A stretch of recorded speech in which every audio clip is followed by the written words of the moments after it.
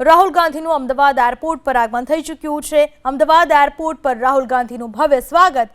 રાહુલ ગાંધી 2 દિવસના ગુજરાતના પ્રવાસે છે ત્યારે તેમનું ભવ્ય સ્વાગત કરવામાં આવ્યું। દિવસભર આજે કોંગ્રેસ કાર્યાલય ઉપર રાહુલ ગાંધીની બેઠક રહેશે। અમદાવાદ એરપોર્ટ પર આગમન થઈ ચૂક્યું છે રાહુલ ગાંધીનું। પ્રદેશ કોંગ્રેસના નેતાઓ તેમને સ્વાગત માટે ત્યાં એરપોર્ટ પર પહોંચ્યા હતા। રાહુલ ગાંધી આજથી 2 દિવસના ગુજરાત પ્રવાસે છે। સુરક્ષાનો પણ ચાંપતો બંદોબસ્ત કરવામાં આવ્યો। બેનર સાથે રાહુલ ગાંધીને આવકારવા માટે કોંગ્રેસી કાર્યકર્તાઓ અને નેતાઓ ત્યાં પહોંચ્યા હતા। રાહુલ ગાંધીની પહેલી બેઠક પ્રદેશના સિનિયર નેતાઓ સાથે થશે। આજના દિવસમાં કુલ 5 બેઠકો યોજશે રાહુલ ગાંધી। શક્તિસિંહ, મધુસૂદન મિસ્ત્રી, બિમલ શાહ તમામ બેઠકમાં સામેલ રહેશે। આ વિશે વધુ માહિતી આપવા આપણી સાથે જોડાઈ ચૂક્યા છે અમારા સંવાદદાતા કલ્પેશ રાવલ। કલ્પેશ, શું માહિતી રાહુલ ગાંધીના આગમનને લઈને? એરપોર્ટ પર પહોંચી ચૂક્યા છે એ પ્રકારની માહિતી મળી છે અને થોડા સમયમાં જ તેઓ બહાર આવશે। બહાર તેમને આવકારવા માટે કોંગ્રેસના કાર્યકરો, આગેવાનો ઉપસ્થિત છે। શક્તિસિંહ ગોહિલ પણ ત્યાં એરપોર્ટ પહોંચ્યા હતા। 2 દિવસના તેમનો જે પ્રવાસ છે એ દરમિયાન કોંગ્રેસના નાનામાં નાના કાર્યકરથી માંડીને મોટામાં મોટા નેતા સુધીની તેમની બેઠકોનો દોર ચાલશે।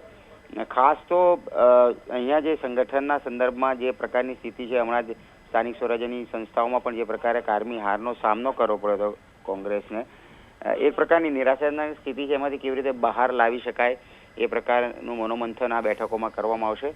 કાર્યકરોથી માંડીને નેતાઓના તેઓ મત જાણશે અને કેટલાક સલાહ સૂચનો પણ આપશે। 2 દિવસના આ જે પણ રોકાણ છે દરમિયાન એમની વિવિધ બેઠકોનો દોર થવાનો છે। ટૂંક સમયની અંદર જ એરપોર્ટ પર આગમન થશે અને તેમને આવકારવા માટે કોંગ્રેસના જે કાર્યકરો, આગેવાનો અત્યારે એરપોર્ટ પર ઉપસ્થિત છે। જી, આભાર આપનો તમામ માહિતી બદલ। તો અમદાવાદ એરપોર્ટ પર રાહુલ ગાંધીનું આગમન થઈ ચૂક્યું છે અને સાંજે 7 વાગ્યા સુધીમાં 5 જેટલી મિટિંગો યોજશે રાહુલ ગાંધી।